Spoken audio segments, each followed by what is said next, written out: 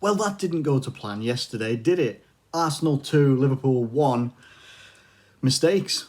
Mistakes were made, and we were made to pay. And when I look at the stats back, and I've always said that stats don't paint the whole picture, but in this case, they kind of do a little bit.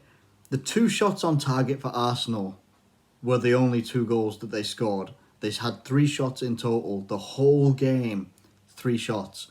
2 of them they scored. Now, you could say that they were clinical, but let's be honest, a Virgil van Dijk mistake and an Alisson mistake as well basically gift-wrapped Arsenal the victory. They really did.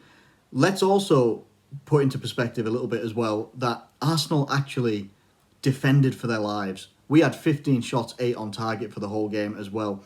We were creating chances. We were dominant in possession. We were dominant pretty much all the way through the game and just couldn't find that clinical edge. If it was either their goalkeeper, Martinez, who, since he's come in for Bernd Leno, has actually done really, really well, and Leno should find it difficult to get back in the team when he's available, or their defenders were actually really good, really organised. Their closing down, their pressing was quite good as well. And at the end of the day, we gifted them that result. It doesn't really mean anything to us. Yes, we've just lost last night to the loudest fan base on Twitter, but you've got to have a bit of a thick skin and your own mind to not pay attention to any of that sort of stuff. They will be this is going to be the result of their season. Absolutely 100%. The result of their season is beating Liverpool last night. And that's absolutely fine. We take it on the chin and we move on, because I think we've got Chelsea next. I think we've either got Chelsea or Newcastle. It's one of the two. There's only 2 games left now. Liverpool can't go for the plus 100 points record or anything like that. And I've said for a long time, the points record would have been nice, but you don't get anything extra for it. You don't get a trophy. You don't get any extra benefits for it. You just get a points record. Other than that, we still have the ability to possibly finish on... we have the ability to finish on 99, which would be 2 more points than we finished on last season. But at the end of the day, it's not the be-all and end-all. And please don't be that type of fan that are, after a loss against Arsenal, or a loss against anyone, that immediately jumps on FSG out and Klopp's losing it and doesn't know what he's doing, this, that and the other, and we need better, and we need, better players and stuff like that. We have been, by and large, the best team in Europe for the best part of 2 years. You can take Man City in that one, in their 98 points that they got last season to our 97, but we pushed that all the way, last season. We won the league comfortably this season as well. And if anything, it could just be the pure fact that there was a bit of switching off at the back early on for that game. We started off well, a good goal by Mane, really nicely worked. I think it was Robertson that got the assist as well, really nicely worked into the box. But as soon as that mistake happened, where Van Dijk looked like he was getting pulled by Lacazette, but let's be honest, it wasn't enough of a pull to be considered a foul in that area, and then looks like he's tried to lay it off to Joe Gomez or Alisson and completely misjudged it, and Lacazette just pounces on it and puts it in the back of the net for 1-1.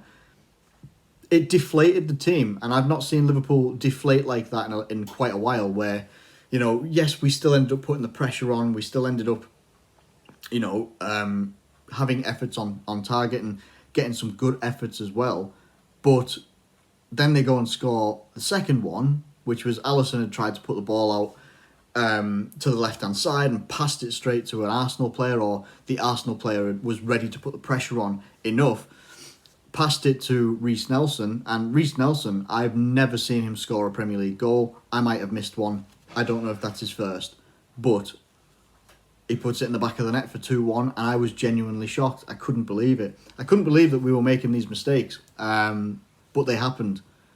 And it's a good thing that these mistakes happened once we've, wrapped the league up and everything like that. I appreciate what Graham Souness was saying afterwards, where he'd said when we won the title one time with 5 games to go, we lost 4 in a row. We haven't done that. But still, we still don't want this season to go and end on a bit of a sour note. We can't achieve anything else this season. We can't win any extra trophies or anything like that. We've come out, we've won the Premier League. At this moment in time, even though we were probably on the night, attacking wise, the better side, the mistakes that we made, you can't make those mistakes against any team in the league. Never mind a team that does have a Lacazette that, while he has been missing quite a lot and hasn't always been scoring a great deal, that was his third goal in 3 games. So maybe he's finding a little bit of form himself. We just can't give up those opportunities to any team, and that's what we did. We gifted them the win. We dug our own grave in that game, and it's nothing to be ashamed of, in my opinion. It's nothing to be too embarrassed about. It happens. Players have off games. Players have off nights. People make mistakes. We look at these guys like Van Dijk and Alisson almost as gods, and it's our own fault, if anything, that we put them up so high that if they make a mistake, it's almost unforgivable. It is. It's totally forgivable. We've got to move. You've got to move on. You have to move on. You can't just stick on these points and these low points and just keep going on them and really dig into them. Look at it for what it was. 2 mistakes that cost us. We move on. What will happen is either in the next couple of games, Chelsea or Newcastle, these mistakes will get ironed out. There may be, definitely something said in training. You can probably tell with Klopp that it's not something from the coaching. It is literally just... And Van Dijk, he said himself, I take full responsibility for that goal happening and for the performance at the back. That's fine. After those 2 mistakes, we were pretty solid. It's just we couldn't break them down properly. They were well organised. They were well drilled for coming up against our front 3 and the midfield behind it as well. It is what it is. It's a loss. We take it on the chin and we move forward. It's genuinely not the be-all and end-all at all. I might come across as being a bit too, glass half full, but what we've achieved over the last 2 seasons is absolutely magnificent for us, considering where we have been and where we will be. There's still so much life in this squad left. You can forgive these guys for possibly having their minds a little bit, not elsewhere, but, the energy and the drive isn't necessarily going to be there for winning these games. I was disappointed in Oxlade-Chamberlain a little bit, if I'm being honest. Getting the start against his old club and stuff like that, and didn't, for me, in my opinion, didn't offer what he has been able to offer. Like when we've seen him over previous seasons and he can drive from midfield and create a goal-scoring threat from himself, it just wasn't there, and I was disappointed with that. It just seems to have almost lost his way a little bit in terms of midfield. He's had a hard year in the fact that our midfield's been pretty solid for most of it, and it's really difficult to break into as well. He'll find his way again. He'll definitely find his way again. But other than that, I can't really criticise the Liverpool team that much. We can criticise Van Dijk and we can criticise Alisson. You can. They're not mistakes that 2 players like that, of that stature, should be making. And they know that. We all know it. It's not the time to be getting on their backs. If a title was still up for grabs and we were still chasing, or we were going head-to-head with someone, yeah, we'd probably all be a little bit more fired up.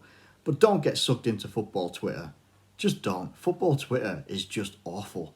It's absolutely awful. Whether you're a Liverpool fan or you follow opposing fans or whatever, I genuinely don't like following many other fellow Liverpool fans because, if I'm being totally honest, most of them are arseholes. They just don't appreciate what we've actually had, and they may not have... they may look at things and say, yeah, but the whole Roy Hodgson era and stuff like that, and that was ages ago. I was like, to be fair, mate, it was 10 years ago. It's not that long ago. I was 22 when it happened. I'm now 32. It's genuinely not that far away from when we went through all that sort of stuff and the old ownership and stuff like that. We've got to appreciate what we've actually done this season and really appreciate what we did last season as well this season, and we will build for next season. Next season is going to be such a hard season on so many levels. We will get onto that sort of conversation in the next couple of weeks as well. But listen, don't get too down. Don't get yourselves too down. I shut down conversations with Arsenal fans that I have at work today within a couple of minutes.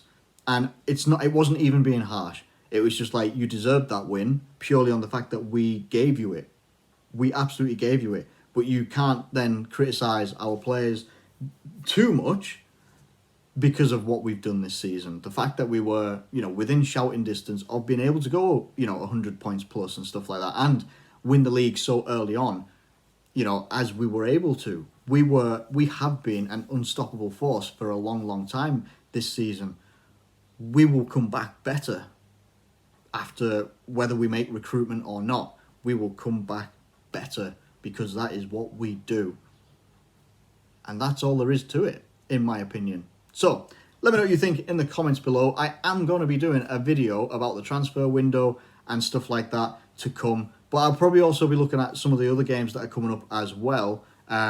We're coming into the last week or so of the Premier League in general. So I'm gonna try and do some more videos about the other teams, the teams that are chasing the top four as well as those that are trying to escape relegation. So let me know what your thoughts are about the Liverpool game and stuff like that. Please don't be abusive in the comments if you can help it. Doesn't help anybody, and it certainly doesn't help you. Doesn't help me, because I just won't read your comment. That's all it is, and I won't react to it either. Probably just remove it, if anything. But yeah, we've got to try and stay positive. There's a lot to be positive about. We are a good team. We made mistakes. Let's move on. Thank you ever so much for watching this video. I hope you have enjoyed it. And if you have, please do hit that like button and subscribe if you're new around here. Thank you once again, and I'll catch you later.